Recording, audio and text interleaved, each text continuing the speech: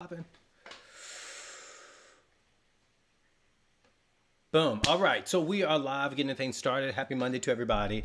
We're kicking the broadcast off for this beautiful December 12th day about different ways that you can start looking at making, giving people the sense that they can trust you. They can feel more, warmth, feel inviting from you, which ultimately leads to a yes.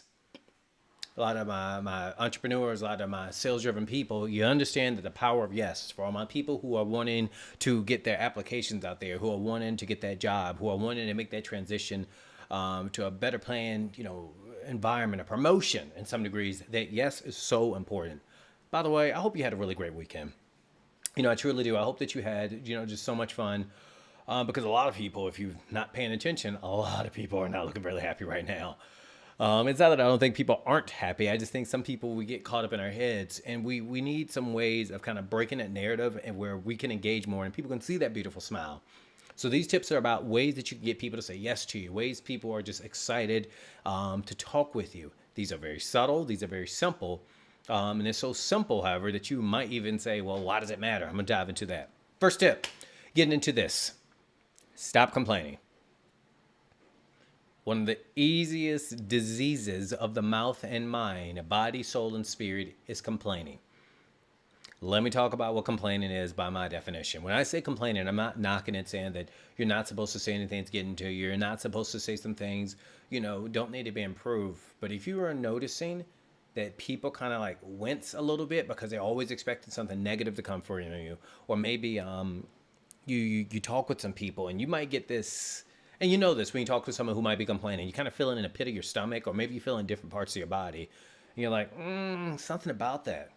Well, think about how that plays out long term. When people start anticipating what they're going to hear from you, they kind of like, I don't know if I want to bring any positivity around there. I'm not quite sure if I'm going to say anything to them.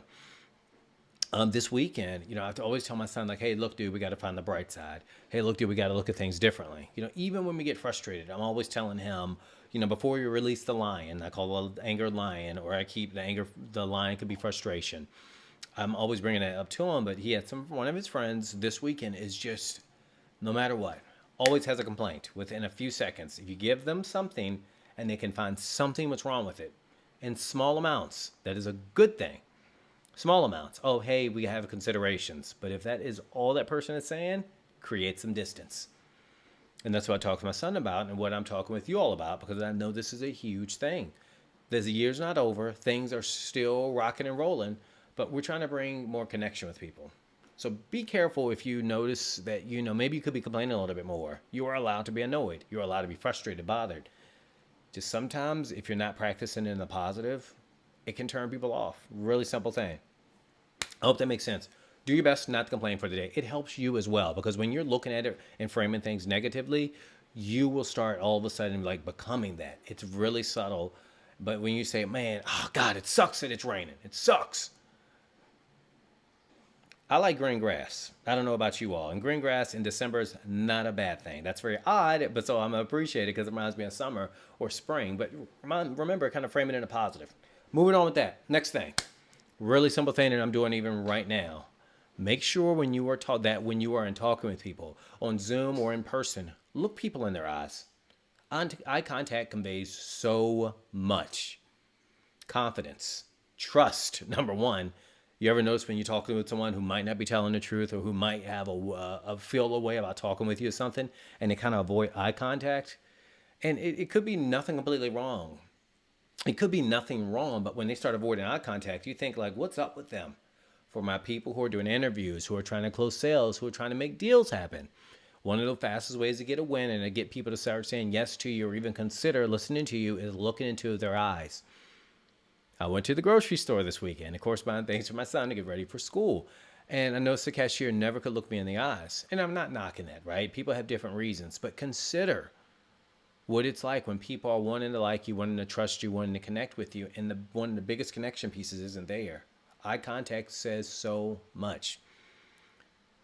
Have you ever looked at someone before and you can just see that they want to say hi, or they look at you, especially when a lot of us wearing masks, you're just looking at people and we couldn't see anything else. All we could see is their eyes, but we could tell that people are smiling at us. And there's always someone who says, well, they could be doing this and it looks like they're smiling. Screw that thought. The probability of that, whatever.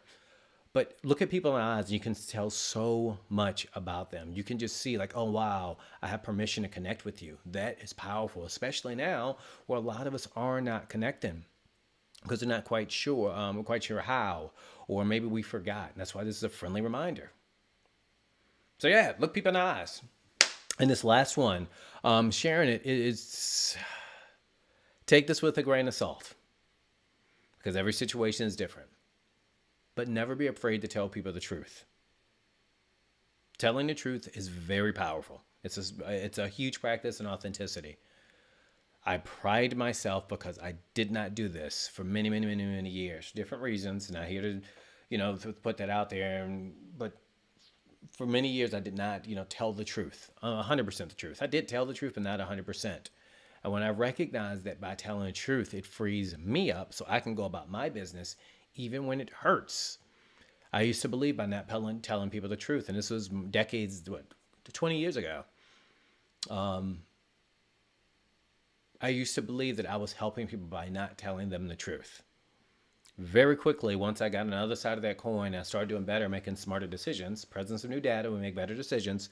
I realized, like, why am I doing this to myself? I'm carrying around a lie. Or maybe it could be something simple. And I've talked about this before many, many, many weeks ago. That if someone asks you a question, it is your obligation to tell them the truth. Maybe finesse it a certain way. If someone says, hey, I look like this in this dress, what do you think? I'll be very careful not to be honest, but I would always tell the truth. For example, do I look good in this? I'll probably wear something else. Tone matters a lot here. Tell people the truth and move on with your life.